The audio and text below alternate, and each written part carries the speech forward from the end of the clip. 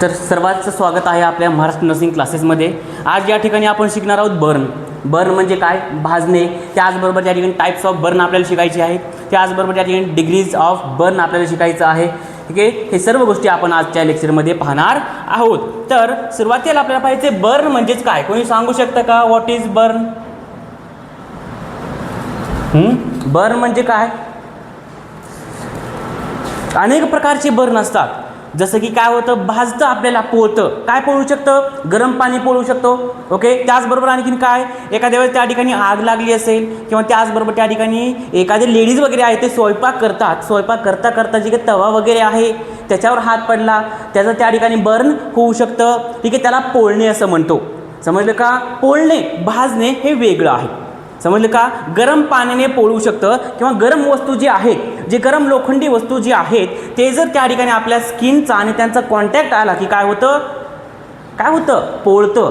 समजलं का? भाजणे आपण कशाला म्हणतो, जर फ्लेमशी डायरेक्ट कॉन्टॅक्ट आला, कोणाशी? फ्लेम म्हणजेच काय, आगशी जर डायरेक्ट कॉन्टॅक्ट आपल्या स्किनचा आपला आला त्यावेळेस काय होतं, आपली स्किन भाजते। काय होतं? आपली स्किन भाजते। समजलं का? पोळणे म्हणजे काय, भाजणे म्हणजे काय, समजलं का? पोळतं कशामुळे, गरम पाणी असेल, एखादी गरम वस्तू असेल, जर त्याचा आणि आपल्या स्किनचा कॉन्टॅक्ट आला की काय होतं, पोळतं। समजलं? आणि भाजतं कधी, सांगतोय वेट, भाजतं कधी? डायरेक्ट आगच्या कॉन्टॅक्टमध्ये, डायरेक्ट फ्लेमच्या कॉन्टॅक्टमध्ये जर आपली स्किन आली तर त्यावेळेस काय होतं, भाजतं। समजलं? तर या सर्वाला आपण काय म्हणतो, बर्न असे म्हणतो। तर टाइप्स ऑफ बर्न कोणते कोणते आहेत? Okay, types of burn. तर फर्स्ट टाइप आहे, त्याला आपण काय म्हणतो, थर्मल बर्न। काय म्हणतो त्याला आपण, थर्मल बर्न। आता हे जे थर्मल बर्न आहे याच्यामध्ये काय होतं, थर्मल बर्न म्हणजेच काय, उष्णतेमुळे भाजणे। कशाच्या उष्णतेमुळे भाजणे? एखादी गरम वस्तू असेल, एखादं गरम त्या ठिकाणी लोखंड असेल किंवा त्याचबरोबर त्या ठिकाणी डायरेक्ट फ्लेमशी जर कॉन्टॅक्ट आला आणि त्यामुळे आपली स्किन भाजली, याला आपण काय म्हणतो, थर्मल बर्न असं म्हणतो। अंडरस्टँड? ओके, तर सेकंड काय आहे यामध्ये, तर सेकंड आहे केमिकल बर्न।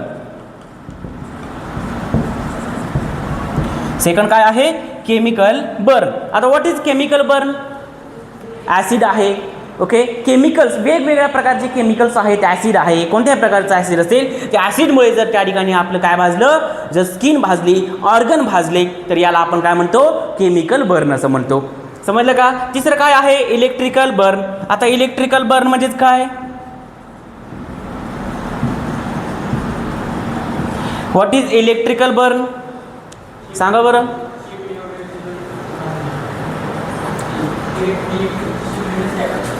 इलेक्ट्रिक शिगडी, त्यानं काय होतं, आग लागते, शॉर्ट सर्किट होतं, भाजतं। एखादा इलेक्ट्रिक बोर्ड आहे, खराब आहे, ओके, आणि त्या इलेक्ट्रिसिटीमुळे जर काय झाली असेल, आग लागली असेल, त्या इलेक्ट्रिसिटीमुळे जर भाजलं असेल, याला आपण काय म्हणतो, इलेक्ट्रिकल बर्न असं म्हणतो। समजलं का? इलेक्ट्रिसिटीमुळे कोणत्याही प्रकारचा शॉर्ट सर्किट झाला असेल, इलेक्ट्रिसिटीमध्ये काय डिफेक्ट झाला असेल, त्याच्यामुळे भाजलेला जो पेशंट आहे त्याला काय म्हणतो, इलेक्ट्रिक बर्न झाला असं म्हणतो। समजलं? ओके, तर त्याच्यानंतर कोणतं बर्न असेल, आणखीन सांगा बरं तुम्ही।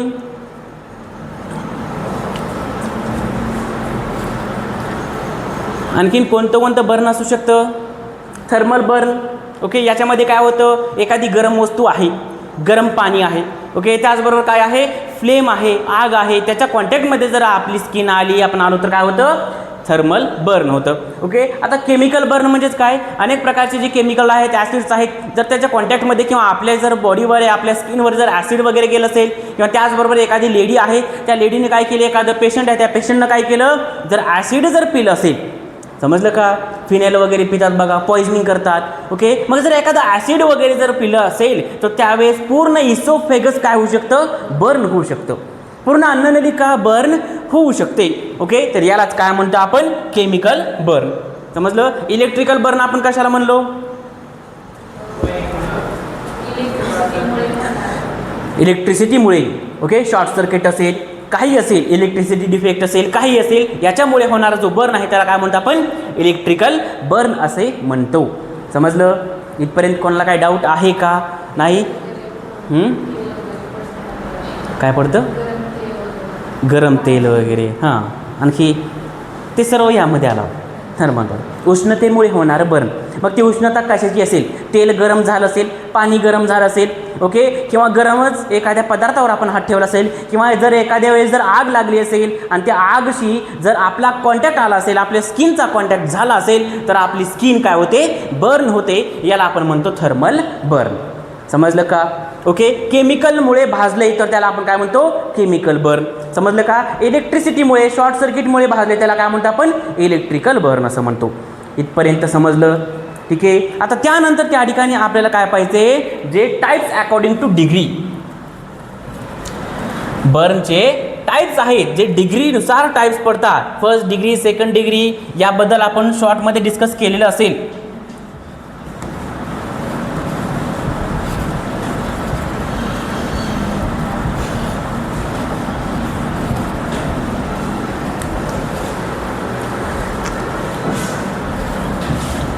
जो पहिला टाईप आहे, ठीक आहे, आपण हे काय पाहतो?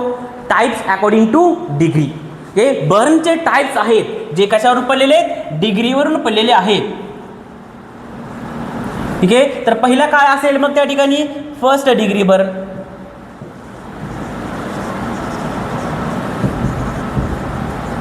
काय आहे पहिला? First degree burn. आता या फर्स्ट डिग्री बर्नमध्ये काय होतं हे लक्षपूर्वक ऐका. खूप इम्पॉर्टंट, खूप महत्त्वाचा टॉपिक आहे. जे एक्झाम आहेत, GNMची एक्झाम असतील, BSCचे असतील, PBचे असतील, अशा एक्झाममध्ये 15 मार्काला हा टॉपिक विचारला गेलेला आहे. समजलं का? आणि आपल्या गव्हर्नमेंटच्या परीक्षेच्या दृष्टिकोनातून सुद्धा हा टॉपिक अत्यंत महत्त्वाचा आहे. त्यासाठी लक्ष द्या, व्यवस्थित लक्ष देऊन शिका. तर फर्स्ट काय आहे त्यामध्ये? First degree burn. आता what is first degree burn? आता यामध्ये काय होतं माहिती आहे का? यामध्ये बर्न झालेलं असतं. काय झालेलं असतं? बर्न झालेलं असतं. परंतु स्किनचे किती लेअर आहेत? 3 लेअर आहेत. कोणते कोणते? एपिडर्मिस, डर्मिस आणि हायपोडर्मिस. ओके. आता ही स्किन आहे, समजते का? आता स्किनचा हा वरचा लेअर आहे, स्किनचा दुसरा लेअर, स्किनचा तिसरा लेअर. समजलं का? तर हा जो स्किन आहे त्याचा जो वरचा लेअर आहे, तर तो वरचा लेअर काय होतो? यामध्ये बर्न होतो. समजलं का? स्किनचा कोणता लेअर वरचा? एपिडर्मिस लेअर काय होतं? बर्न होतं. यामध्ये काय बर्न होतं? एपिडर्मिस लेअर बर्न होतो. समजलं का? स्किनचा वरचा लेअर बर्न होतो. याला आपण काय म्हणतो? First degree burn. आणि it is also known as superficial burn.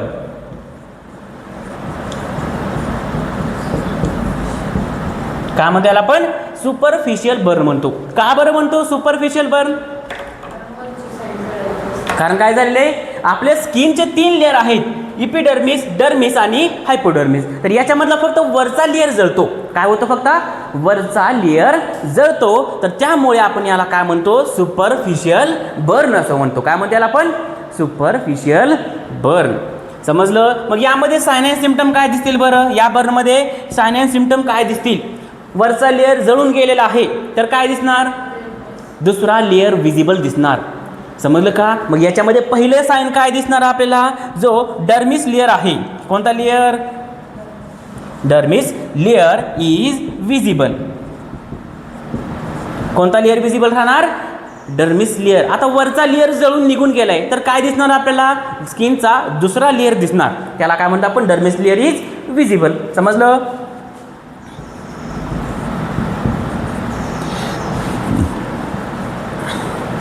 समजतंय का?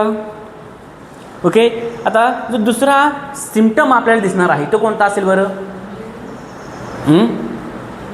नाही. काय असेल? रेडनेस. Very good. काय असेल त्यामध्ये? रेडनेस दिसेल. का बरं रेडनेस दिसेल? रेडनेस का दिसणार आहे यामध्ये? कारण बर्न झालेलं आहे. वरचा लेअर जो आहे तो पूर्णपणे निघून गेलाय. ठीक आहे. सेकंड लेअर दिसतो आपल्याला आणि सेकंड लेअर दिसतो त्याचबरोबर त्या ठिकाणी काय होतं? जे सेकंड लेअर जो आहे तो विजिबल होतो आणि तो विजिबल झाल्याबरोबरच त्या ठिकाणी काय होतं? जे सेल्स आहेत ते डॅमेज व्हायला चालू होतात. समजते का? आपले स्किन आहे, स्किनचे 3 लेअर आहेत. स्किनचा वरचा लेअर जळालेला आहे म्हणजेच काय? स्किन सेल्स पण जळालेले असणार आहेत. स्किन सेल डिस्ट्रॉय झालेले असणार आहेत. आणि जे दुसऱ्या लेअरमध्ये जे स्किन सेल्स आहेत, कोणत्या लेअरमध्ये? या 2 नंबरचा जो लेअर आहे डर्मिस लेअर, याच्यामधले जे काही स्किन सेल्स आहेत ते काय होणार आहेत? डॅमेज होणार आहेत. आणि त्याच्यामुळे आपल्याला काय दिसणार? स्वेलिंग. काय दिसणार? स्वेलिंग दिसणार. आणि तिसरा सिम्पटम काय दिसणार? रेडनेस दिसणार. समजलं? समजलं सगळ्यांना? समजतंय का? इथपर्यंत कोणाला काही डाऊट आहे का? आता जळालंय, आपल्याला थोडंसं पोळलं, थोडंसं गरम पाणी आपल्या जर स्किनवर पडलं तर आपण काय करतो? लगेचच हात आपण त्या ठिकाणी झटकतो, आपल्याला लगेचच त्रास चालू होतं.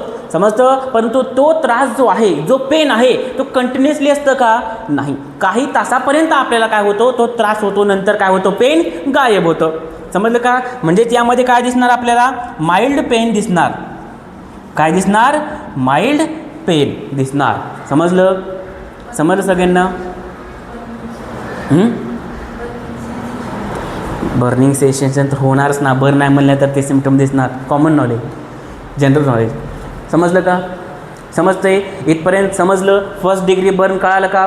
First degree burn is also known as superficial burn. Superficial burn का म्हणतो आपण याला? कारण स्किनचा फक्त वरचा लेअर काय झालेलं आहे? बर्न झालेलं आहे, म्हणून याला आपण सुपरफिशियल बर्न असं म्हणतो. मग याच्यामध्ये सिम्पटम काय दिसणार? सिम्पटम काय दिसणार याच्यामध्ये आपल्याला? सुरुवातीला काय होणार? जो एपिडर्मिस लेअर आहे तो जळाल्यामुळे आपल्याला जो त्याच्या खालचा लेअर आहे डर्मिस लेअर तो विजिबल राहणार. त्याच्यानंतर काय दिसणार आपल्याला? त्या ठिकाणी स्वेलिंग दिसणार. ठीक आहे, रेडनेस दिसणार आणि पेशंटला पेन सुद्धा होणार. हे सिम्पटम कशामध्ये दिसणार? फर्स्ट टाईप ऑफ बर्न, त्याला आपण फर्स्ट डिग्री ऑफ बर्न म्हणतो. समजलं? क्लिअर आहे इथपर्यंत? लिहून घेतलं? तर सेकंड जो टाईप आहे तो काय असणार आहे?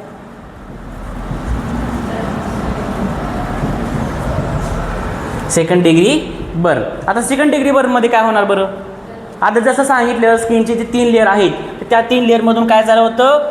वरचा जो लेअर आहे तो काय झाला होता? बर्न झाला होता. ओके, जो इपिडर्मिस लेअर आहे तो बर्न झाला होता. हे कोणता आहे? Dermis layer. हा कोणता आहे? हायपोडर्मिस लेअर. ओके, मग काय झाला होता? इपिडर्मिस लेअर कशामध्ये बर्न झाला होता? फर्स्ट डिग्री बर्नमध्ये. मग आता सेकंड डिग्री बर्नमध्ये काय होणार? याच्यामध्ये काय होतं? हा जो वरचा लेअर आहे इपिडर्मिस लेअर पण बर्न होतो आणि डर्मिस लेअर पण बर्न होतं. याच्यामध्ये काय होतं? इपिडर्मिस आणि डर्मिस लेअर हे दोन्ही स्किनचे लेअर बर्न होतात. त्याला काय म्हणतो आपण? सेकंड डिग्री बर्न असं म्हणतो. समजलं? तर यामध्ये काय होणार? जर वरचे 2 लेअर जर बर्न झाले तर आपल्याला कोणता लेअर विजिबल होणार?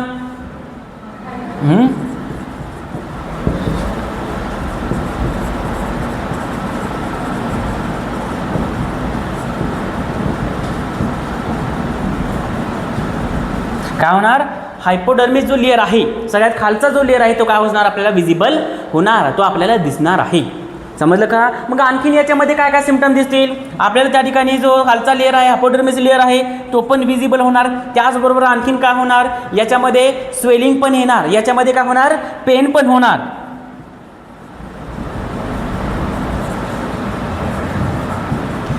पेन पण होणार. आणि पेन कसं असणार यामध्ये? मॉडरेट. पेन कसं असणार आहे? मॉडरेट पेन असणार आहे. समजलं? याच्यामध्ये पेन पण होणार. ओके, त्याचबरोबर काय होणार? स्वेलिंग पण होणार. आणि ही जी स्वेलिंग आहे ते ज्या ठिकाणी बर्न झाले त्या ठिकाणी होणार नाही, बर्न झालेल्या सराउंडिंग एरियामध्ये. सपोज हा काय आहे? पेशंटचा हात आहे. समजलं का? हाताचा पंजा. ओके, हा काय? पेशंटचा हात आहे. मग पेशंटच्या हातावर जर फक्त एवढाच भाग बर्न झालाय, समजते का? काय झालं? फक्त एवढाच भाग बर्न झालेला आहे, तर त्या भागामध्ये सूज येते का? नाही. आजूबाजूचा जो भाग आहे, आजूबाजूचा जो पार्ट आहे त्याच्यामध्ये काय येणार? सूज येणार. समजलं का? हा जो सराउंडिंग पार्ट आहे त्याच्यामध्ये आपल्याला रेडनेस बघायला मिळणार. समजलं? इथपर्यंत समजलं सगळ्यांना? काय दिसणार आपल्याला यामध्ये? रेडनेस पण दिसणार. समजलं? ओके, आणखीन काय होणार बरं यामध्ये?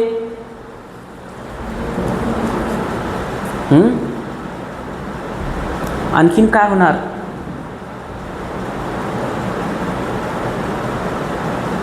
यालाच आपण काय म्हणतो? पार्शियल बर्न असं म्हणतो. It is also known as partial burn. काय म्हणतो याला आपण? पार्शियल बर्न असं म्हणतो. समजले इथपर्यंत सगळ्यांना? इथपर्यंत कोणाला काय डाऊट आहे का? ओके, सेकंड टाईप ऑफ बर्नमध्ये, सेकंड डिग्री बर्नमध्ये काय होणार? It is also known as partial burn. मग याच्यामध्ये काय होणार? जो एपिडर्मिस आणि डर्मिस लेअर हे दोन्ही लेअर काय होणार? बर्न होऊन जाणार, भाजून जाणार, जळून जाणार. ओके, मग हे दोन्ही लेअर बर्न झाल्यामुळे आपल्याला कोणता लेअर विजिबल दिसणार? हायपोडर्मिस लेअर इज विजिबल. त्याच्यानंतर काय होणार, जे सराउंडिंग वुंड म्हणजे ज्या ठिकाणी काय झाले, बर्न झालेले, त्याच्या सराउंडिंग एरियामध्ये आपल्याला काय दिसणार, स्वेलिंग दिसणार, त्या ठिकाणी रेडनेस दिसणार आणि त्या ठिकाणी पेशंटला त्रास सुद्धा होणार, पेन सुद्धा होणार. समजलं का? ठीक आहे. मग या ठिकाणी जे होणार पेन आहे ते जास्त आहे का कमी आहे? कमीच आहे, मॉडरेट आहे. समजलं का? मीडियम पेन आहे, जास्त पण नाही कमी पण नाही. समजलं? परंतु थर्ड डिग्री बर्नमध्ये काय असतो, एक्स्ट्रीम पेन असतो. नेक्स्ट कोणता आहे, थर्ड डिग्री बर्न. ओके, हा जो थर्ड डिग्री बर्न आहे, मग याच्यामध्ये काय होतं, हा जो स्किन आहे तर स्किनचा इपिडर्मिस लेअर बर्न होतो, डर्मिस लेअर बर्न होतो. ओके, त्याचबरोबर हायपोडर्मिस लेअर बर्न होतं. समजते सगळ्यांना? काय काय बर्न झाले यामध्ये, इपिडर्मिस लेअर बर्न झाला, डर्मिस लेअर बर्न झाला आणि हायपोडर्मिस लेअर बर्न झालेला आहे. हे तिन्ही लेअर बर्न झालेले आहेत. म्हणजे काय, यामध्ये होल स्किन काय झालेली आहे, बर्न झालेली आहे. काय झाली यामध्ये, होल स्किन.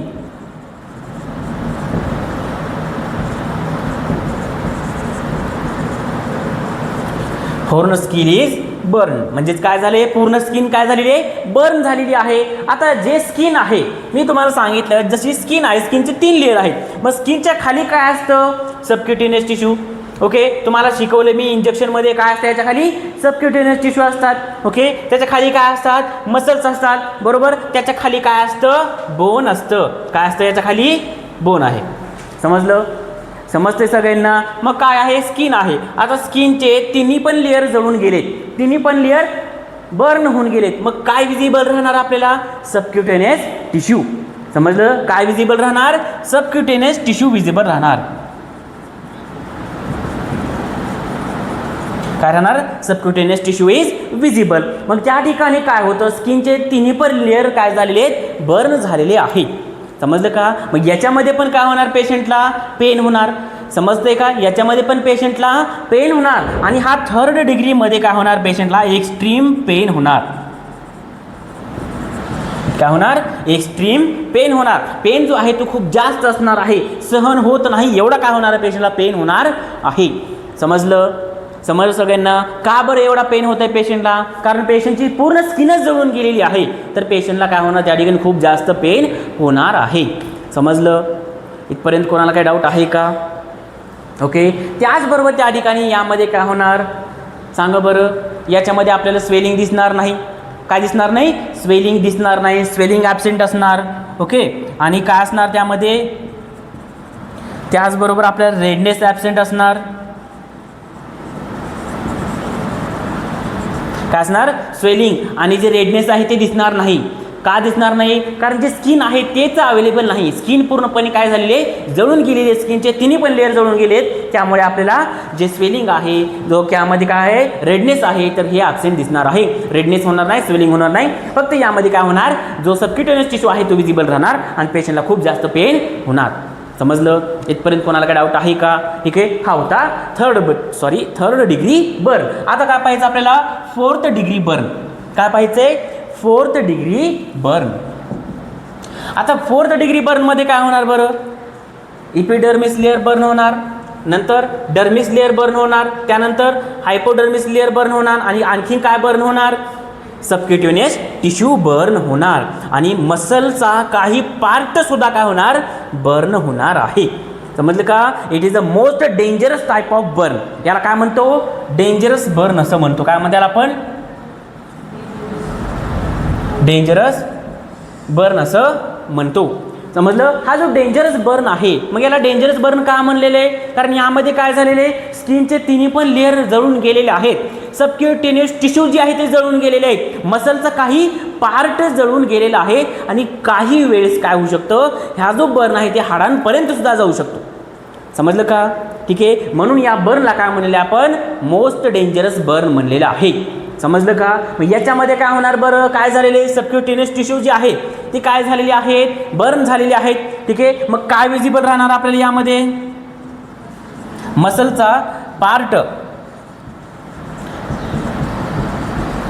ठीक आहे, मसलचा काही पार्ट, सम पार्ट आपल्याला काय होणार त्या ठिकाणी विजिबल राहणार आहे.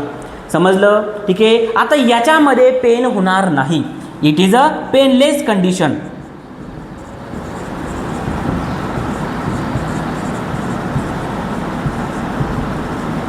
It is a painless condition.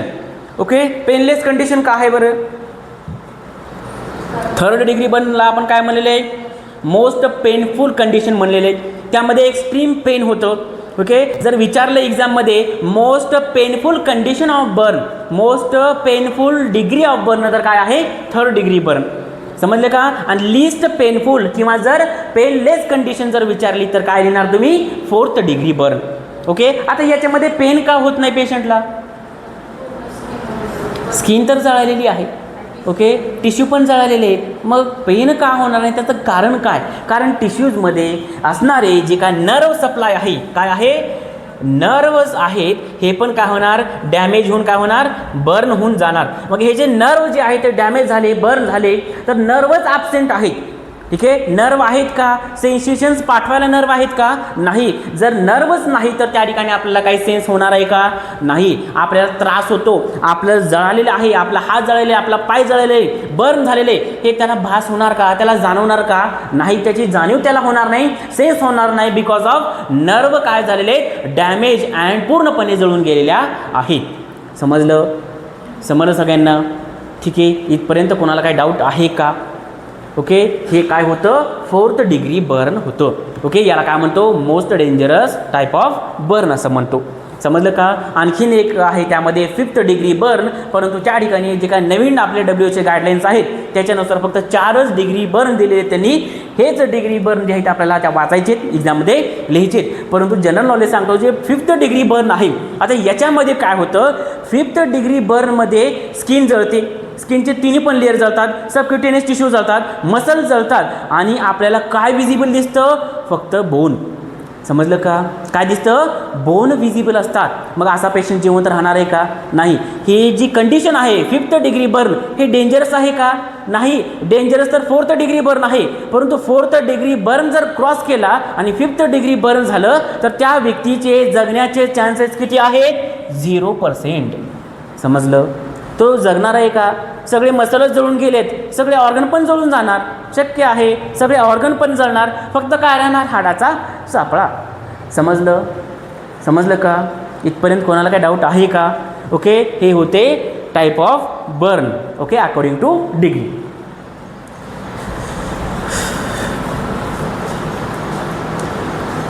आता साइन अँड सिम्पटम काय दिसणार सांग सगळ्या बर्नचे? आता बर्न झालेलं आहे. ओके, डिग्रीनुसार मी तुम्हाला साइन अँड सिम्पटम्स सांगितले, परंतु ओव्हरऑल जर साइन अँड सिम्पटम विचारले तर काय लिहिणार तुम्ही? हायपोव्होलेमिया होणार का? कारण काय झाले? हां,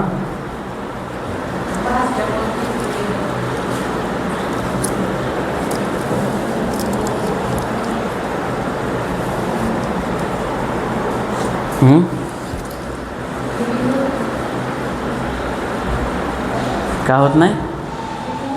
ब्लिडिंग होत नाही, परंतु रक्ताची कमतरता का होणार? हायपोव्होलेमिया का होणार?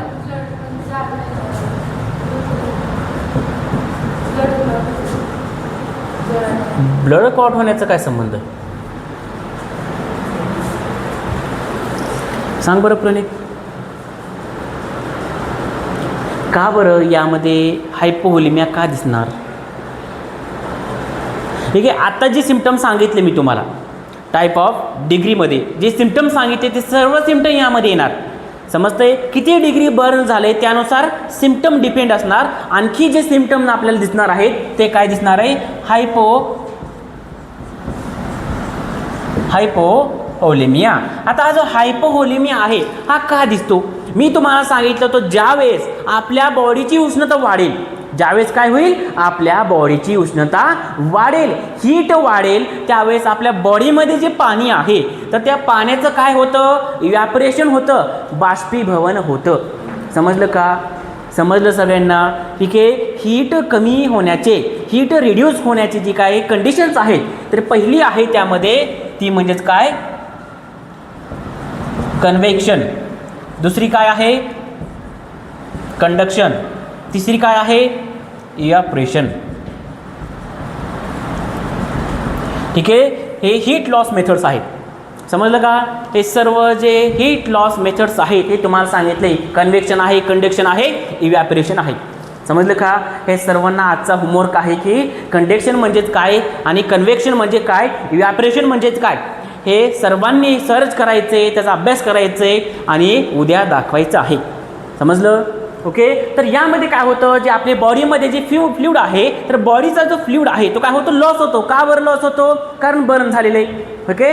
जसं जसं आपल्या बॉडीचं टेम्परेचर वाढेल, आपल्या बॉडीची जी स्किन आहे, टिश्यूज आहेत ते काय होत आहेत, जळत आहेत, ते बर्न होत आहेत. मग अशा ठिकाणी काय होणार, आपल्या जे बॉडीच्या आतमध्ये जे काय आपल्या स्किनच्या आत ज्या मसल्समध्ये जे पाणी आहे, आपले जे व्हेन्स आहेत त्याच्यामधलं जे ब्लड आहे ते पण काय होणार, इव्हॅपोरेट होणार. म्हणजे काय, त्याचं पण बाष्पीभवन होणार. समजलं का? एखाद्या पाण्याला आपण उकळतो, एखाद्या पाण्याला आपण काय करतो, उष्णता देतो, तर उष्णता दिल्यामुळे काय होतं, त्या पाण्यातून काय बाहेर निघते, वाफ निघते. काय निघते, वाफ निघते. मग आपल्या व्हेन्समध्ये काय आहे, ब्लड आहे. समजलं का? आपली स्किन जळालेली आहे. ओके. आपली स्किन जळालेली आहे, सबक्युटेनियस टिश्यू जळालेले आहेत, मसलचा काही पार्ट जळालेला आहे. मग अशा कंडिशनमध्ये काय होणार, त्याच्यामध्ये असणारा जो ब्लड सप्लाय आहे, त्याच्यामध्ये असणारं जो पाणी आहे, त्याच्यामध्ये असणारं व्हेन्समध्ये असणारा जो ब्लड आहे, तो जो सुद्धा ब्लड काय होणार, व्हॅपोरेट होऊन जाणार. ब्लडमधलं पाणी काय होणार, व्हॅपोरेट होणार. म्हणजे काय, त्याचं बाष्पीभवन होणार. आणि त्याचं बाष्पीभवन झालं की काय होतं, ब्लडमधून पाणी निघून जाणार. समजते का? हा काय आहे, ब्लड आहे. ओके. ही काय आहे, वेन आहे, आर्टरी आहे, जी काय असेल. मग त्याच्यामध्ये काय आहे, हा ब्लड आहे. ब्लडमध्ये काय आहे, 70 ते 75% काय आहे, पाणी आहे, वॉटर आहे. ओके. 70 ते 75% जो पाणी आहे, आता हाच पाणी जर निघून गेला, समजते का, काय झाले, पाण्याचं इव्हॅपोरेशन झाले, बाष्पीभवन झाले. हाच पाणी जर वाफ बनून निघून गेला तर या वेनमध्ये ब्लड वाढणार का कमी होणार, कमी होणार. समजलं का? 70% पाणी आहे, त्यातलं 50% पाणी निघून गेलं. किती निघून गेलं, 50% पाणी निघून गेलं, अर्ध्याच्या अर्ध पाणी निघून गेलं. मग ब्लडची क्वांटिटी कमी होणार का नाही. जिथं 100 ml आहे तिथे काय होणार, 50 ml राहणार, ती 70 ml राहणार. समजलं?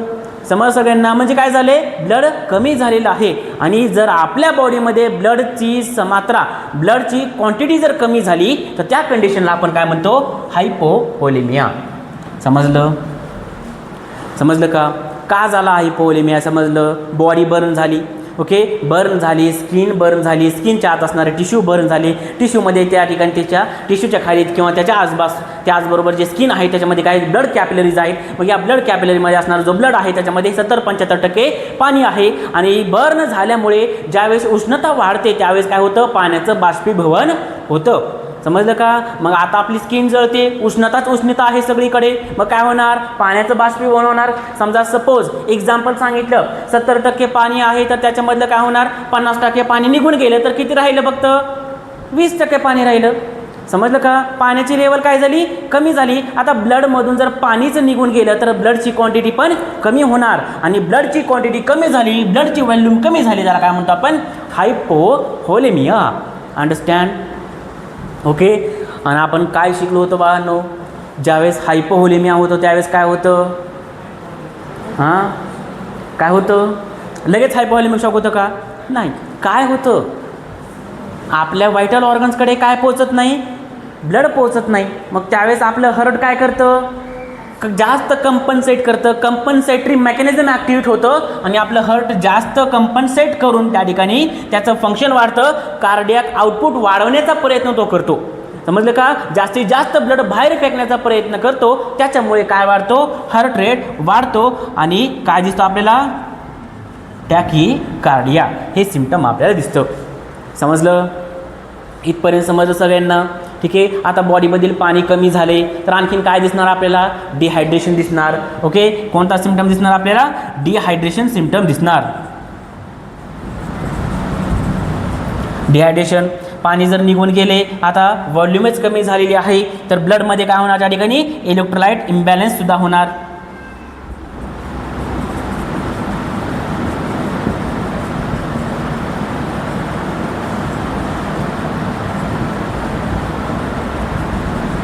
काय होणार, इलेक्ट्रोलाइट इम्बॅलन्स सुद्धा होणार आहे. समजलं का? हायपोव्होलेमिया त्याच्यामुळे काय झालं, टॅकीकार्डिया. हायपोव्होलेमियामुळे आणखीन काय झालं, डिहायड्रेशन, जर व्हॉल्यूम कमी झाली, पाण्याची कमतरता झाली, काय होणार त्या ठिकाणी डिहायड्रेशन होणार. समजते. जर पाणीच निघून गेलेलं आहे तर काय होणार, इलेक्ट्रोलाइट असणार आहेत का, नाही, इलेक्ट्रोलाइट इम्बॅलन्स सुद्धा होणार आहे. समजलं का. ओके, इथपर्यंत कोणाला काय डाऊट आहे का, नाही. आणखीन काय सिम्पटम दिसणार, आता ज्यावेळेस बॉडी बर्न होते, ज्यावेळेस स्किन बर्न होते, टिश्यूज बर्न होतात, मग त्यावेळेस टिश्यूमध्ये असणारे जे सेल आहेत ते राहणार आहेत का, नाही, ते सुद्धा डॅमेज होणार, ते सुद्धा त्या ठिकाणी बर्न होणार. आता जर टिश्यू डॅमेज झाले, सेल डॅमेज झाले तर काय होणार, सेलमधलं जे पोटॅशियम आहे, जे काय आहे पोटॅशियम आहे आणि काय आहे हा फॉस्फेट आहे, तो काय होणार बाहेर पडणार. समजलं का. हा जो फॉस्फेट होता, हा फॉस्फेट आहे, हा पोटॅशियम आहे, हा कुठे होता, सेलमध्ये राहत होता. समजलं का. परंतु सेल डॅमेज झालेली आहे, सेल डिस्ट्रॉय झालेली आहे, राहिली का सेल, नाही, जळून गेली आहे, डिस्ट्रॉय झाली, मग त्याच्यामधून काय बाहेर निघणार, पोटॅशियम बाहेर निघणार. समजलं का. ठीक आहे. दोन गोष्टी असतात ज्याला आपण म्हणतो intra cellular compartment, intra cellular compartment. Okay. आणि एक गोष्ट असते ज्याला आपण म्हणतो एक्स्ट्रा सेल्युलर कंपार्टमेंट. समजलं का. Okay. What is intra, what is extra. Intra म्हणजे सेलच्या आतमधली जागा आहे, त्याला आपण इंट्रा सेल्युलर कंपार्टमेंट. ओके. सेलच्या बाहेरची जी आजूबाजूची जागा आहे त्याला काय म्हणतो आपण,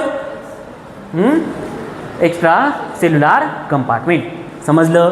ओके. पण यामध्ये होतं काय, जे सेलमधलं जे पोटॅशियम आहे, जो फॉस्फेट आहे, तो इंट्रा सेल्युलर कंपार्टमेंटमधून कुठे जातं, एक्स्ट्रा सेल्युलर कंपार्टमेंटमध्ये जातं. म्हणजे आजूबाजूच्या जे सेल आहे त्याच्या आजूबाजूची जागा आहे त्याच्यामध्ये जातं. समजतंय. आणि मी तुम्हाला काय सांगितलं होतं, टिश्यूला ज्यावेळेस ब्लड सप्लाय होतं त्यावेळेस त्या ठिकाणी सेलच्या आजूबाजूला असणारा जो इंटरस्टिशियल स्पेस आहे, जो एक्स्ट्रा सेल्युलर कंपार्टमेंट आहे, त्याच्यामध्ये ब्लड जातं. समजलं का. मग हे काय होणार, पोटॅशियम सेलमधून बाहेर निघणार, हा जो फॉस्फेट आहे तो सेलमधून बाहेर निघणार आणि कशामध्ये मिक्स होणार, ब्लडमध्ये मिक्स होणार. समजलं का. मग ब्लडमध्ये कशाची लेवल वाढणार, पोटॅशियमची, फॉस्फेटची. समजलं का. ब्लडमध्ये पोटॅशियमची, फॉस्फेटची लेवल वाढणार, ज्याला आपण म्हणतो हायपर कॅलेमिया.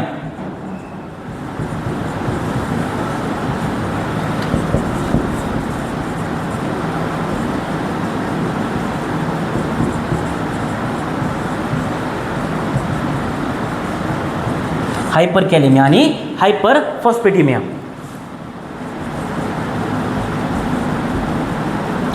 काय दिसणार आपल्याला, हायपर कॅलेमिया आणि हायपर फॉस्फेटिमिया दिसणार.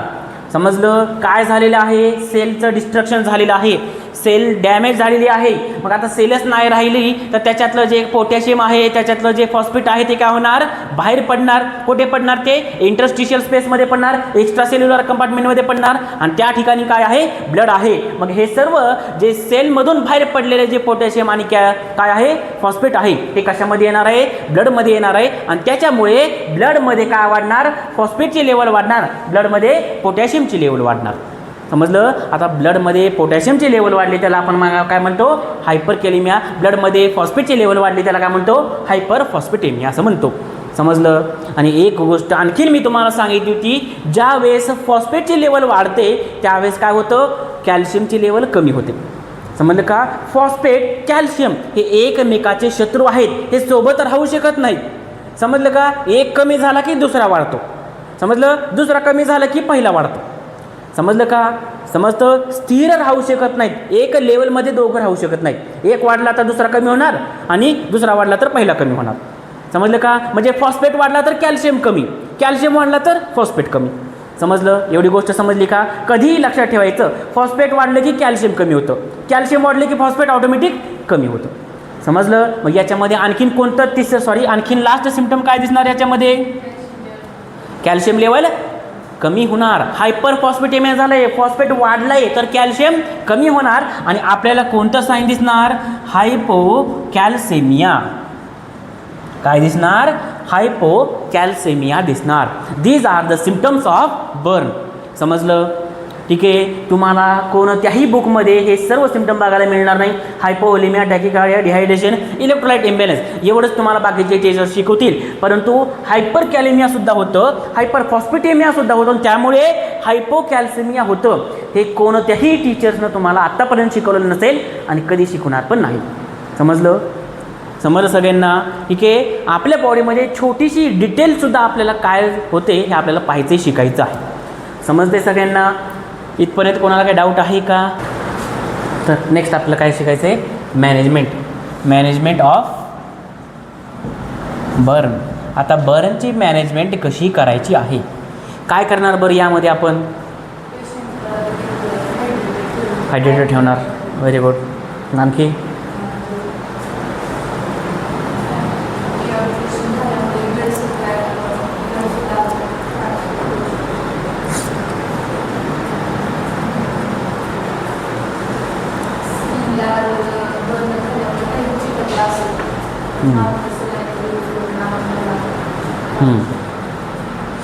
तर हे जो मॅनेजमेंट आहे त्याच्यामध्ये 2 फेजमध्ये मॅनेजमेंट करायचं आहे. किती फेजमध्ये?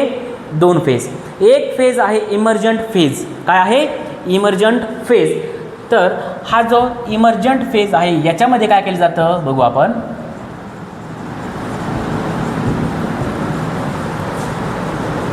इमर्जंट फेजमध्ये काय करायचं आहे? तर इमर्जंट फेजमध्ये काय करायचं आहे? हा जो इमर्जंट फेज आहे हा कधी केला जातो? पेशंट आपल्याकडे आल्याबरोबर. पेशंट आल्याबरोबर काय करायचे? Within 24 hours. किती? विदिन 24 आवर्स म्हणजे 24 तासाच्या आतच काय करायचे आपल्याला? ही मॅनेजमेंट करायची आहे. तेव्हाच आपण पेशंटला वाचवू शकतो.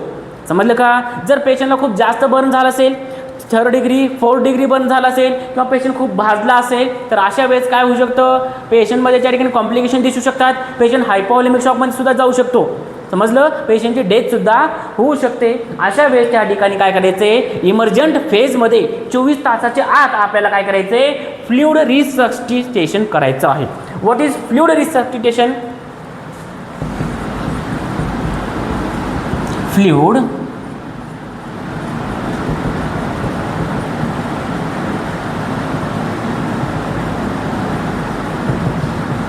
फ्लुइड रिससस्टिटेशन करायचं आहे. आता फ्लुइड रिससस्टिटेशन त्या ठिकाणी का करायचं आपल्याला? तर याच्यामध्ये त्या ठिकाणी काय होतं? जो फ्लुइड आहे तो लॉस झालेला आहे.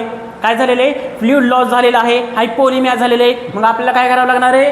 फ्लुइडचे जे लॉस झालेले ते भरून काढावं लागणार आहे. त्यासाठी आपल्याला फ्लुइड रिससस्टिटेशन करायचं आहे. समजलं? त्याचबरोबर आणखीन काय करणार? त्या ठिकाणी पेशंट आल्याबरोबर त्या ठिकाणी काय करायचे? त्या पेशंटला काय लावायचे? फ्लुइड थेरपी द्यायची आहे. IV फ्लुइड थेरपी द्यायची आणि त्याच्यामध्ये आपल्याला काय द्यायचं आहे? Ringers lactate. समजलं का? याला काय म्हणतो आपण? Choice of fluid.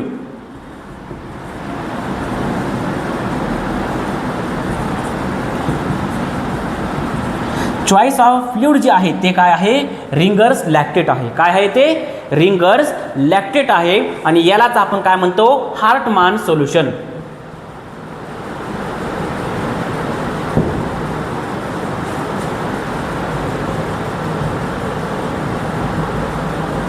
काय म्हणतो याला आपण? हार्टमान सोल्युशन. काय द्यायचं आपल्याला? फ्लुइड ऑफ चॉईस काय आहे त्यामध्ये? Ringers lactate. समजते सगळ्यांना? रिंगर्स लॅक्टेट द्यायचे, RL लावायचे आणि RL द्यायचं असताना त्या ठिकाणी RLला तर आपण काय म्हणतो? हार्टमान सोल्युशन असं म्हणतो. It is also known as Hartmann solution. समजलं का? मग RL देत असताना त्या ठिकाणी एक फॉर्म्युला आहे. काय आहे? एक फॉर्म्युला आहे. ते फॉर्म्युला जे आहे ते लक्षात घेऊन काय करायचं आपल्याला? ट्रीटमेंट द्यायची आहे. आणि तो फॉर्म्युला कोणता आहे? 4 ml into total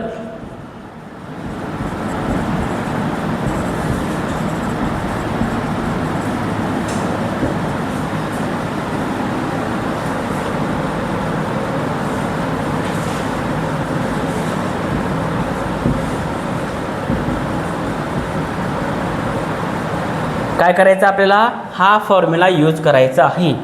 4 ml into total body surface area into body weight. Okay. आता हा फॉर्म्युला तुम्ही लक्षात ठेवायचं आहे. 4 ml into total body surface area. Okay. Body surface area into body weight. आता यामध्ये काय करायचे बरं? 4 ml ला काय करायचे? गुणायचे. कशाची? किती टक्के पेशंट भाजलाय.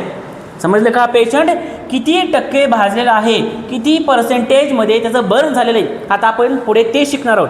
पेशंट किती टक्के भाजला, टक्केवारी कशी काढायची. समजलं? मग यामध्ये काय करायचं? पेशंट किती टक्के भाजला नंतर इंटू काय करायचे? पेशंटचं बॉडी वेट. पेशंटचं वेट किती आहे त्याच्याशी काय करायचं आहे, गुणाकार करायचं आहे. समजलं? इथपर्यंत कोणाला काय डाऊट आहे का? आपण एक एक्झाम्पलसुद्धा पाहू. आता काय झालेलं आहे, एक पेशंट आहे आणि त्या पेशंटला त्या ठिकाणी काय झालं आहे, 20% बर्न आहे. मग काय करणार आपण, 4 गुणिले 20 इंटू काय करणार, त्याचं बॉडी वेट किती असेल, समजा 40 किलो आहे. समजते का? समजते सगळ्यांना? आपल्याला किती फ्लूइड द्यायचे ते फ्लूइड आपण काढतो. समजलं? रिंगर्स लॅक्टेट द्यायला सांगितलं सरांनी, हार्टमान सोल्युशन द्यायला सांगितलं, परंतु किती देणार ते, हा फॉर्म्युला यूज करून काय करायचं आहे, रिंगर्स लॅक्टेट लावायचं आहे. समजलं? समजलं का? मग कसं लावणार ते, काय करायचं आपल्याला, 4 इंटू 4 इंटू काय करायचं, टोटल बॉडी सरफेस एरिया किती टक्के बर्न झाले, टोटल बॉडी सरफेस एरिया किती टक्के बर्न आहे ते काय करायचं यामध्ये लिहायचं आहे. मग आपण काय केलं, 20% बर्न आहे असं समजून घेतलं. ओके, मग 20 गुणिले 20 इंटू काय केलं आपण, 40 kg काय आहे त्याचं वेट आहे. मग काय येणार बरं आन्सर सांगा बरं. 20 चोक 80. ओके, मग 80 इंटू 40 केलं किती येणार आता, वारे मेरे शेरो, किती येणार, 3200 म्हणजे काय येणार, 3200 ml. आता किती द्यायचं आपल्याला, हा जो रिंगर्स लॅक्टेट आहे किती द्यायचे, 32 ml द्यायचं आहे. समजते, 3200 ml म्हणजेच काय, 3200 ml काय करायचे, रिंगर्स लॅक्टेट द्यायचे. समजलं का? मग काय करायचंय, याचं आणखीन डिवायडेशन करायचं, डिवायडेड बाय 2. ओके, किती येणार, मग किती येणार, 1600. बरोबर का? करत राहा कॅल्क्युलेशन. काय झालेलं यामध्ये, पेशंटचा जो पूर्ण बॉडी सरफेस आहे तो किती टक्के बर्न झालाय, 20% बर्न झालाय. पेशंटचं वजन किती आहे, 40 किलो आहे. समजलं का? मग असं कॅल्क्युलेशन करायचं आपल्याला, 4 इंटू 20 इंटू 40. ओके, त्याचा आन्सर काय येणार, 3200 येणार. समजलं? मग 3200 डिवायडेड बाय 2, मग किती आला आन्सर, 1600 म्हणजेच काय, 1600. आता 1600 ml काय करायचे, पेशंटला काय द्यायचे, RL द्यायचं आहे. समजलं का? 1600 जे ml आहे ते RL आपल्याला कसं देणार तुम्ही, पहिल्या 8 तासांमध्ये, हा काय आहे 3200 ml काय होतं, टोटल आपलं कॅल्क्युलेशन आलं होतं. मग 3200 ml मधून काय करायचं आपल्याला, पहिल्या 8 तासामध्ये 1600 ml द्यायचं आहे. आणि बाकीचे 8 तास संपले, 8 तासानंतर, समजते का, पहिल्या 8 तासामध्ये 1600 ml आपण काय दिलं, आपण RL दिलं. मग नंतरचे जे बाकीचे 16 तास आहे, आपण ही मॅनेजमेंट किती तासाची बघतोय, 24 तासाची. समजलं का? ठीक आहे, आता 24 मधून 8 गेले, किती राहिले, 16 तास. ओके, आता हे जे 1600 ml जे राहिलेलं आहे ते कधी द्यायचे, नंतरच्या 16 तासामध्ये द्यायचे. समजलं? समजलं का? कॅल्क्युलेशन कसं केले, एक्झाम्पल पाहतो आपण. हा फॉर्म्युला यूज करायचे, 4 ml into total body surface area. Okay, किती टक्के एरिया बर्न झालेला आहे, किती टक्के एरिया अफेक्टेड आहे, इंटू बॉडी वेट. एक एक्झाम्पल घेतला आपण, 4 इंटू 20 इंटू 40. समजलं? 20% काय आहे, बॉडी जो आहे तो बर्न झालेली आहे, 40 काय आहे, त्याचं वजन आहे. समजलं का? त्याचं आन्सर किती आलं, 3200 ml. आता 3200 ml ला 2 ने डिवाइड करायचं, म्हणजे अर्ध करायचं, हाफ करायचं. मग 3200चं हाफ काय येणार, 1600. मग काय करायचं आपल्याला, त्या ठिकाणी 3200चं हाफ किती आलं, 1600. मग काय करणार, त्या ठिकाणी आपण ह्याला 2 पार्टमध्ये डिवाइड केलेलं आहे, याचं आपण डिवायडेशन केलेलं आहे. ओके, मग त्या ठिकाणी 1600 ml जे आहे ते आपल्याला पहिल्या 8 तासामध्ये द्यायचं आहे आणि राहिलेलं 1600 ml काय करायचंय, नंतरच्या 16 तासामध्ये द्यायचं आहे. अशी काय करायची, 24 आवर्सची मॅनेजमेंट करायची आहे. समजलं? समजलं का? इथपर्यंत कोणाला काय डाऊट आहे का? खूप महत्त्वाचा टॉपिक आहे, 15 मार्काला विचारतात म्हणजे विचारतातच. इथपर्यंत समजलं सगळ्यांना? ठीक आहे. ही काय होती, इमर्जंट फेज होती. काय म्हणतो त्याला आपण, इमर्जंट फेज. ही जी इमर्जंट फेज आहे, या इमर्जंट फेजमध्ये जे आपण मॅनेजमेंट करतो, तर ती पेशंट ॲडमिट झाल्यापासून आपल्याकडे आल्यापासून पहिल्या 24 तासामध्ये आपल्याला काय करायची, ही मॅनेजमेंट करायची आहे. समजलं? लिहून घेतलं का? आता सपोज आणखीन एक एक्झाम्पल देतो, तुम्ही सोडवा. आता काय आहे आपल्याला काय करायचं आहे 4 इंटू आता समजा एखाद्या पेशंटचा बॉडी सरफेस एरिया किती टक्के बर्न झालेला आहे ते झालं आहे 40% बर्न. ओके, इंटू त्याचं वेट किती आहे 60 आहे. समजलं का? मग त्या पेशंटला पहिले 8 तासामध्ये किती ml RL द्यायचं आणि नंतरच्या 16 तासामध्ये किती टक्के RL द्यायचं आहे हे सर्वांनी कमेंट सेक्शनमध्ये कमेंट करायची आहे. आणि जे आताचे स्टुडंट आहेत त्यांनी पटकन कॅल्क्युलेशन करायचे, आन्सर काय आहे ते लगेचच सांगायचे.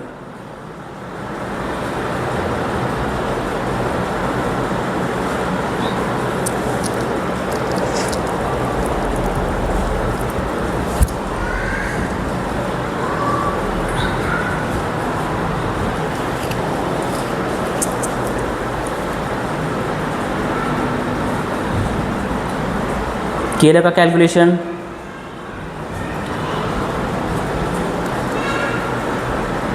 लवकर करा कॅल्क्युलेशन, लवकर करा पटकन, वेळ कमी आपल्याकडे.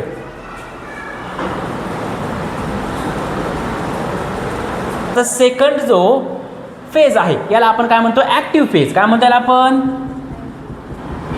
Active phase. आता व्हॉट इज ॲक्टिव्ह फेज? आता काय केलेलं आपण इमर्जंट फेजमध्ये पेशंटचा जीव वाचवण्यासाठी आपण इमर्जन्सी ट्रीटमेंट तर दिली, पेशंटला आपण वाचवलं, कॉम्प्लिकेशन्सपासून आपण त्याला प्रिव्हेंट केलं. आता पेशंटला ट्रीट करावं लागेल का नाही? 100% करावं लागेल. समजलं? आणि ही जी ॲक्टिव्ह फेज आहे ही कधी देतात? 24 तासाच्या नंतर. समजलं का? काय करतात हे 24 तासाच्या नंतर काय करतात ही ॲक्टिव्ह फेज जी आहे ती दिली जाते. ॲक्टिव्ह फेज जी आहे ते त्या ठिकाणी यामध्ये जे मॅनेजमेंट आहे ते त्या ठिकाणी पेशंटला प्रोव्हाइड केली जाते. समजलं? तर या ॲक्टिव्ह फेजमध्ये काय करणार बरं तुम्ही? काय काय देणार पेशंटला? IV फ्लुइड देणार, बरोबर आहे का? पण यामध्ये आपली प्रायोरिटी काय असेल? ॲक्टिव्ह फेजमध्ये प्रायोरिटी काय असेल? प्रायोरिटी असेल ABC. काय असेल? ABC. इमर्जंट फेजमध्ये पण प्रायोरिटी तेच आहे. इमर्जंट फेजमध्ये तुम्हाला सांगायचं राहिलं की जो प्रायोरिटी आहे ती ABCला द्यायची. पेशंट आल्याबरोबर त्या ठिकाणी एअरवे ब्रिदिंग चालू आहे का नाही, सर्क्युलेशन चालू आहे का नाही. समजलं? आणि कधीही असा जो पेशंट आहे जो बर्न झालेला आहे आपण काय करतो इमर्जंट फेजमध्ये त्याचं काय करतो आपण मॅनेजमेंट करतो, त्याला आपण ट्रीटमेंट देतो. अशा वेळेस आपल्याला सर्वात अगोदर काय पाहिजे? एअरवे. काय पाहिजे? एअरवे रिकामा आहे का नाही. जर नसेल तर काय करायचं? Maintain airway. समजलं का? जर ब्रिदिंग त्या ठिकाणी पेशंट कमी घेत असेल, ब्रॅडिपनिया असेल. What is bradypnoea? Respiration rate खूप कमी असतं. समजलं? नंतर कधी तुम्हाला डिटेलमध्ये शिकवतो ब्रॅडिपनिया, टॅकेपनिया, ऑर्थोपनिया. ओके, या सगळ्या गोष्टी मी तुम्हाला नंतर शिकवतो. इथपर्यंत समजलं सगळ्यांना? काय झाले? पेशंटला बर्न झाले. बर्न झाल्याबरोबर पेशंट आपल्याकडे आल्याबरोबर आपली पहिली प्रायोरिटी कशाला द्यायची आहे? ABC. एअरवे, ब्रिदिंग आणि सर्क्युलेशन. समजलं का? मग एअरवे रिकामा आहे का नाही, म्हणजेच काय जो श्वसन मार्ग आहे तो मोकळा आहे का नाही, काय त्यामध्ये फॉरेन बॉडी आहे का, किंवा पेशंटची जीभ त्या ठिकाणी श्वसन नलिकेमध्ये किंवा घशामध्ये अडकलेली आहे का, हे सगळं चेक करायचे. B म्हणजे काय? ब्रिदिंग. काय करणार तुम्ही? पेशंट ब्रीथ घेतो का नाही, पेशंटचा रेस्पिरेशन रेट कसा आहे. समजलं? ऑर्थोपनिया आहे का, डिसेप्निया आहे का, त्याचबरोबर त्या ठिकाणी पेशंट श्वास घेत आहे का नाही, ब्रॅडिपनिया आहे का, हे सगळ्या गोष्टी चेक करायच्या आहेत. समजलं? आणि तिसरं म्हणजेच काय? सर्क्युलेशन. सर्क्युलेशनमध्ये काय चेक करणार? पल्स चेक करणार. पण तुम्हाला असं क्वेश्चन विचारतात बर्न झालेल्या पेशंटची कोणती पल्स चेक करायची, तर सर्वात अगोदर प्रायोरिटी कशाला द्यायची? Apical pulse. कशाला? Apical pulse. कालच सांगितलं मी तुम्हाला व्हॉट इज अपायकल पल्स. समजलं का? हार्टच्या ॲपेक्सवर काय ठेवला जातो? स्टेटो ठेवला जातो आणि हार्ट साऊंड आणि आपला जो पल्स रेट आहे तो काय केला जातो? ऐकला जातो, मोजला जातो. याला आपण काय म्हणतो? Apical pulse. समजलं? ठीक आहे. तर त्यानंतर त्या ठिकाणी जर तुम्हाला काही ह्याला काय करायचे? फर्स्ट प्रायोरिटी द्यायची. आणि जर दुसरी प्रायोरिटीला जर त्या ठिकाणी आपल्याला पल्स चेक करायची असेल तर काय करायचं? ब्रॅकियल पल्स. कोणते पल्स? ब्रॅकियल पल्स पाहिजे आहेत. समजलं का? परंतु प्रायोरिटी कशाला द्यायची? अपायकल पल्सला. समजलं का? 1 नंबरला काय पाहणार आपण? Apical pulse. नंतर काय पाहणार आपण? ब्रॅकियल पल्स. समजलं? ब्रॅकियल पल्स माहिती आहे सगळ्यांना? ठीक आहे. आपलं जे दंड आहे त्याच्या खाली जे आपलं एल्बो आहे या ठिकाणी काय असते? ब्रॅकियल पल्स असते. समजलं का? इथपर्यंत कोणाला काय डाऊट आहे का? आता यामध्ये मी तुम्हाला सांगितलं इमर्जंट फेजबद्दल मी तुम्हाला सांगितलं, एक पॉईंट राहिला होता इमर्जंट फेजमध्ये तुम्हाला मी सांगून दिला. ओके, आता जो ॲक्टिव्ह फेज आहे, आता याच्यामध्ये आपली पहिली प्रायोरिटी कशाला असेल? इमर्जंट फेजमध्ये पहिली प्रायोरिटी कशाला आहे? ABC. ओके, आणि आपलं जो ॲक्टिव्ह फेज आहे त्याच्यामध्ये पहिली प्रायोरिटी कशाला द्यायची आहे? To prevent infection.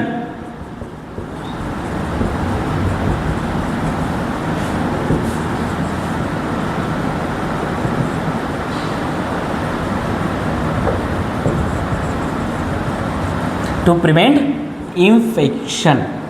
Okay,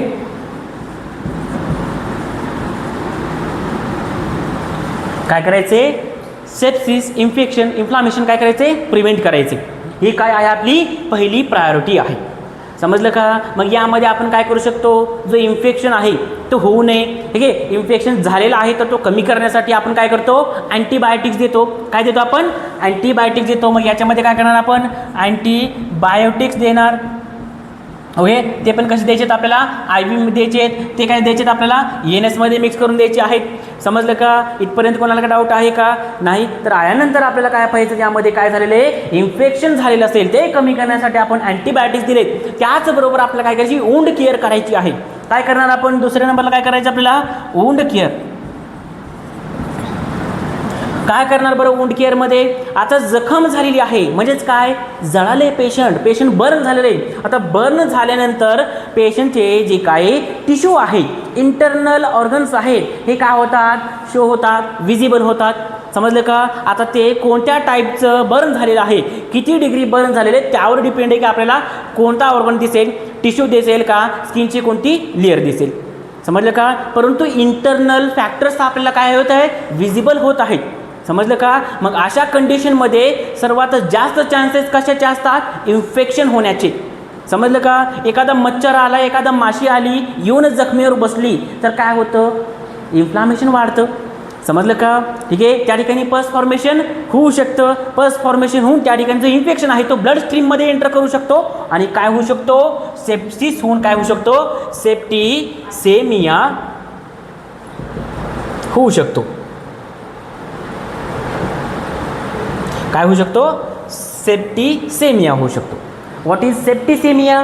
inflammation blood स्ट्रीममध्ये एंटर करतो आणि इन्फ्लामेशन ब्लड स्ट्रीममध्ये एंटर झालं, पूर्ण सर्क्युलेशनमध्ये जो ब्लड आहे तो फिरत राहतो आणि आपल्या ब्रेनपर्यंत जर इन्फेक्शन गेलं, जर इन्फ्लामेशननं काय केलं?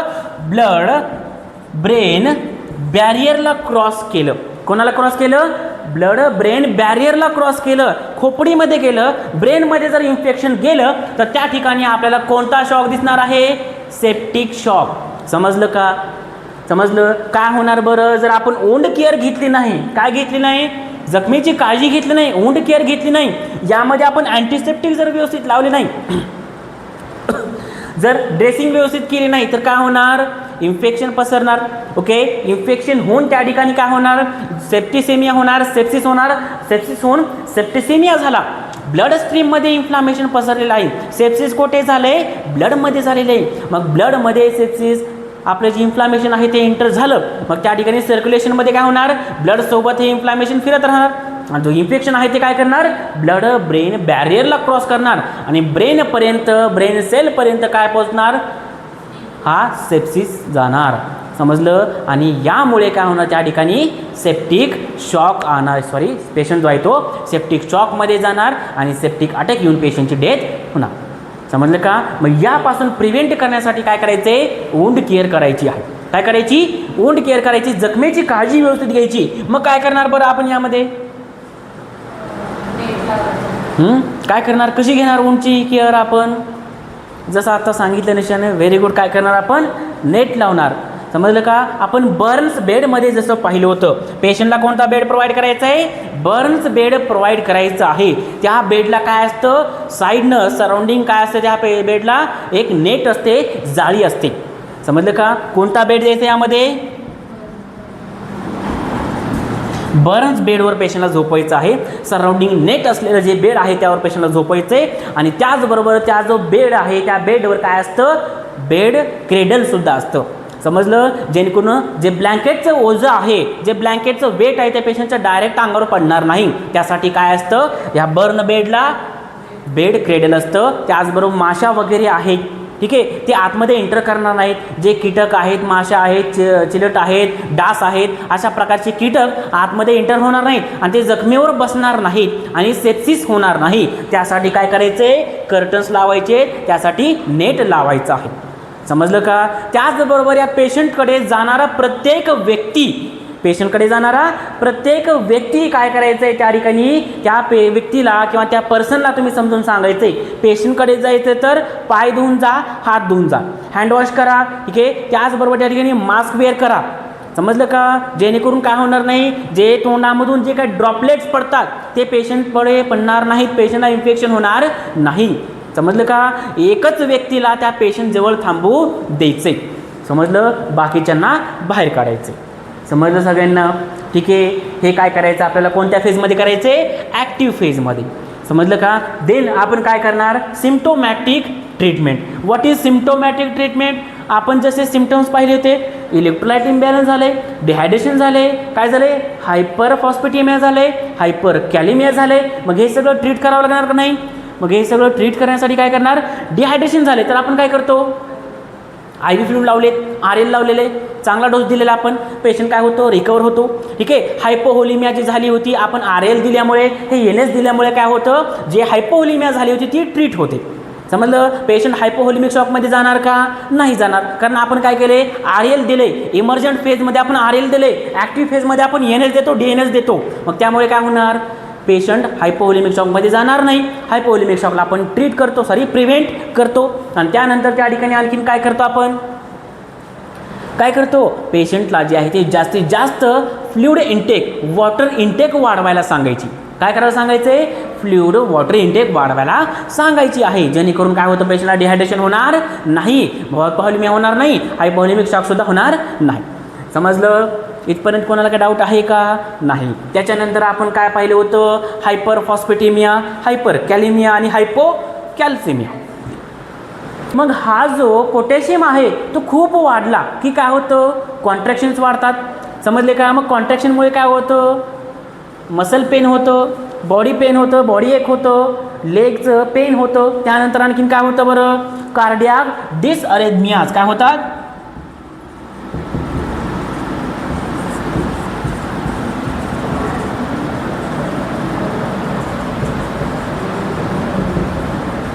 काय होतात, कार्डियाक डिसअरेथमियाज. आता या कार्डियाक डिसअरेथमिया म्हणजेच काय, आपलं जो हार्ट आहे त्या हार्टचा जो रिदम आहे तो बिघडतो. समजलं का. डिसअरेथमिया म्हणजेच काय, रिदममध्ये काय होणे, त्या ठिकाणी चेंजेस होणे. समजलं का. आता आपला जो हार्ट आहे, आता आपला हार्ट कसा धडकतो, धड धड धड धड धड धड. समजलं का. परंतु कार्डियाक डिसअरेथमिया झालं की काय होतं, आपलं हार्ट कसं धडकतं, धड धड धड. समजलं का. रिदम आहे का, सारखेपणा आहे का, आपलं हार्ट कसं धडकतं, धडक धडक धडक. समजलं. नॉर्मली असा रिदम असतो. परंतु कार्डियाक डिसअरेथमिया झालं की काय होतं, धड, नंतर थोडासा स्पेस घेतो, नंतर आणखीन धड. समजलं. म्हणजेच काय होतो, जो रिदम आहे, समजतो, जो रिदम आहे तो काय होतो, बिघडतो. समजलं का. जो ताल असतं ते काय होतं, बिघडतं. त्याला काय म्हणतो आपण, कार्डियाक डिसअरेथमियाज. हे कशामुळे होतं, पोटॅशियमची लेवल वाढल्यामुळे होतं. कशामुळे, पोटॅशियमची लेवल वाढल्यामुळे होतं. हायपर कॅलिमियामुळे काय होतं, कार्डियाक डिसअरेथमिया होतं. समजलं का. ठीक आहे. आणि ज्यावेळेस पोटॅशियमची पण लेवल वाढते त्यावेळेस काय होतं, कॉन्ट्रॅक्शन पण वाढतात. आणि कॉन्ट्रॅक्शन वाढले की आपले जे पेरिस्टाल्टिक मुवमेंट आहेत ते पण कमी होतात आणि आपल्या आतड्यांचं पण काय होतं, कॉन्ट्रॅक्शन होतात. समजलं का. आतड्यांचं कॉन्ट्रॅक्शन झालं की स्टूल पास होणार का, नाही. मग कोणती कंडिशन होणार, कॉन्स्टिपेशन. Very good. समजलं. यालाच म्हणतात कन्सेप्ट. समजलं का. ठीक आहे. इथपर्यंत कोणाला काय डाऊट आहे का. मग आपल्याला काय दिसणार याच्यामध्ये, कॉन्स्टिपेशन पण दिसणार. समजलं. एवढं डीप आपल्याला जायचं नाही. एवढं जर डीप आपण गेलं तर आणखीन 1 तासाचं लेक्चर जाईल. समजलं. मग आपल्याला काय करायचं आहे, कार्डियाक डिसअरेथमिया दिसतं तर याला ट्रीट करायचं आहे. जो कार्डियाक रिदम आहे त्याला आपल्याला काय करायचं आहे, नॉर्मल करायचं आहे. मग यासाठी आपण काय देणार बरं, एक इंजेक्शन देणार. त्या इंजेक्शनचं नाव आहे कॅल्शियम ग्लुकोनेट.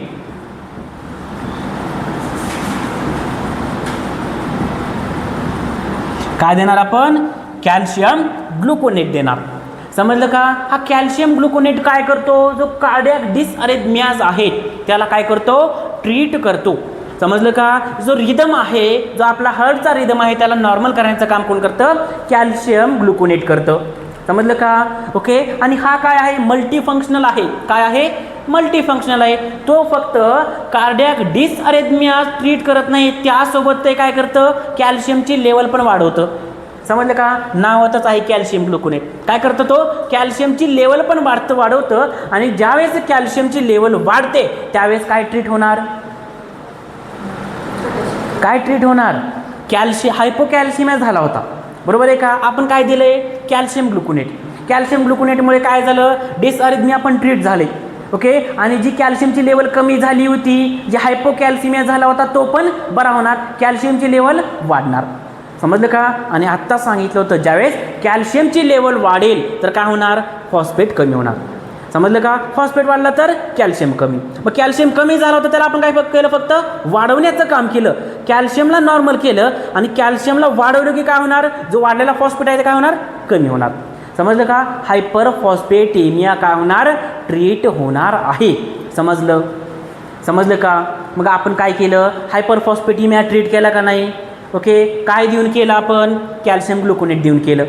समजलं का? हायपोकॅल्शिमिया होता का नाही? मग तर ते आपण कसं ट्रीट केलं? कॅल्शियम ग्लुकोनेट देऊन केलं. समजलं? कार्डियक डिसअरेथमिया होत होते की नाही? कशामुळे? हायपरकॅलेमियामुळे. मग कार्डियक डिसअरेथमियाला कसं ट्रीट केलं आपण? कॅल्शियम ग्लुकोनेट देऊन. समजलं? आता राहिलं काय? लास्ट काय राहिलं? हायपरकॅलेमिया. मग हायपरकॅलेमियामध्ये एकच ट्रीटमेंट करायची आहे, एकच ट्रीटमेंट द्यायची आहे, इन्सुलिन थेरपी. काय द्यायची आपल्याला? इन्सुलिन थेरपी द्यायची आहे. तर आता ही जी इन्सुलिन थेरपी आहे,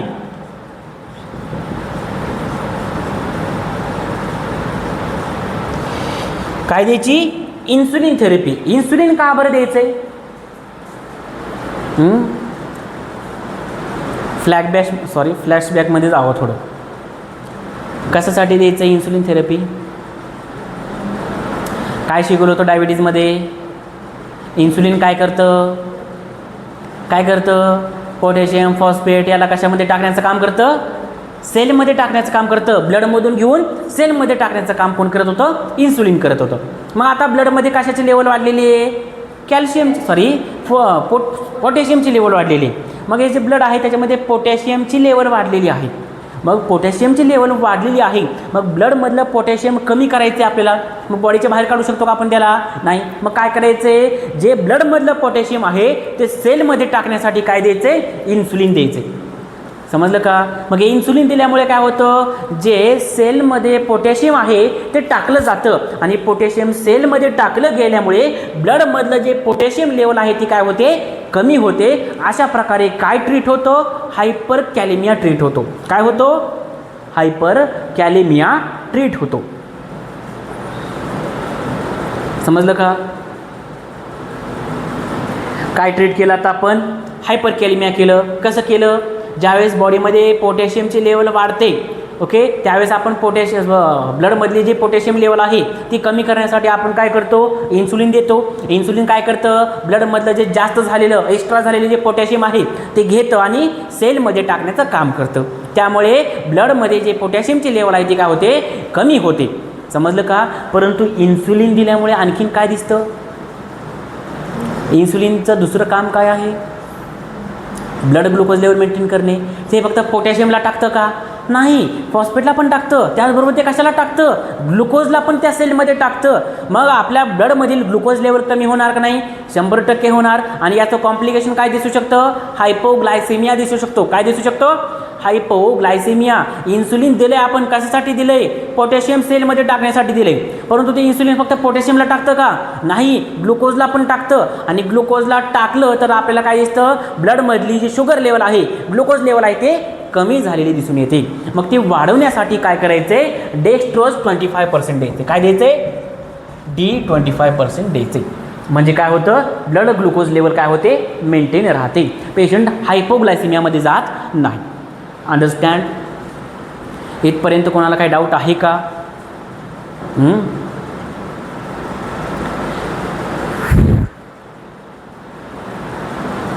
अशा प्रकारे काय करायची आहे, बर्नची मॅनेजमेंट करायची आहे. समजलं?